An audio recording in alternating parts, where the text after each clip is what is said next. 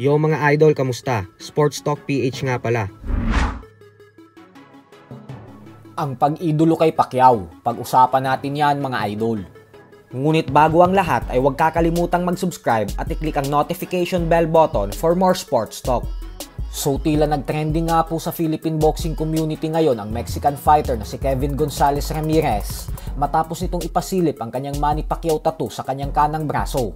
At ayon nga po sa kanya ay dahilan umano kung bakit nagpatattoo siya ng Manny Pacquiao ay para ipaalala umano sa kanya sa bawat oras na tumutungtong siya sa ibabaw ng lona upang lumaban ay yung puso, disiplina at inspirasyon ng ating pambansang kamao.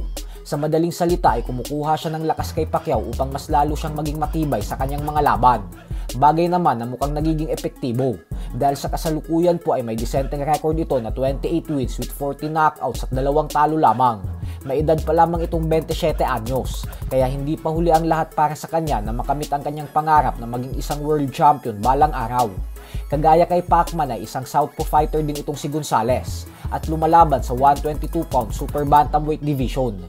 Isa sa 2 talo niya ay nanggagaling sa kamay ng former unified champion Muradjon Akhmadaliev kung saan nagawa siya nitong talunin via 8-round technical knockout. Siya po yung boksingero na hinarap ni Akhmadaliev matapos itong manggaling sa pagkatalo sa kamay ng ating pambato na si Marlon Tapales mahigit 2 taon na ang nakakalipas.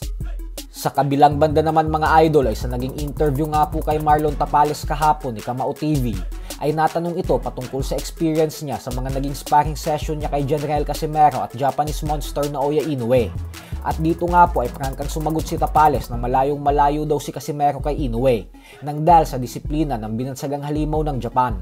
Kaya naman kung magkataon umano na magtuos ang dalawa sa ibabaw ng lona ay hindi niya daw talaga nakikita na mananalo si Casimero kay Inoue.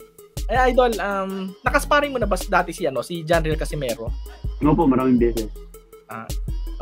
Siguro man kung nakasparing mo na si Casimero, idol, tatansya mo bilang boksingero, idol, siyempre, na-estimate mo yung abilidad ng parehong boksingero eh. Sino sa tingin mo yung mas maabilidad? Si Inoue o si Casimero? Of course, si Casimero. Si Inoue. Si Inoue. Bakit, idol? Ano yung pagkakaiba nilang dalawa? Malaki ang pagkakaiba ng dalawa. Kasi si Inoue disiplina. Saka basta malaki ang pagkakaiba ng dalawa. Sobrang laki. Sobrang layo talaga. Kaya kung magkakataon na maglalaban silang dalawa sa ring, hindi mo nakikitang mananalo si Casimero kay Inoue. Hindi mo nakikita. Hindi. Okay. Sports Talk PH, kakaiba ang laban ng mga Pinoy. Lakas at dedikasyon ng armas ng tinuon. Kamaong nagbabaga, ang sayo ay babaon. Mga